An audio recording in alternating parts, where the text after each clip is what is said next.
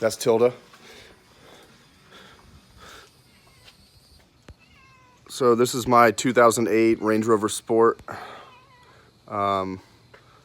It's got a 5.3 Vortec engine swap, twin turbo setup, twin S366s, pretty standard LS turbo build here, nothing fancy, just LS1 intake manifold,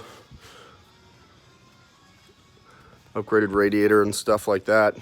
Truck has been converted over to coilovers, K-Sport coilovers.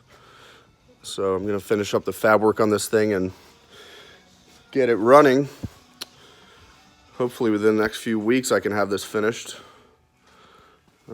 Still working on getting my other project done here.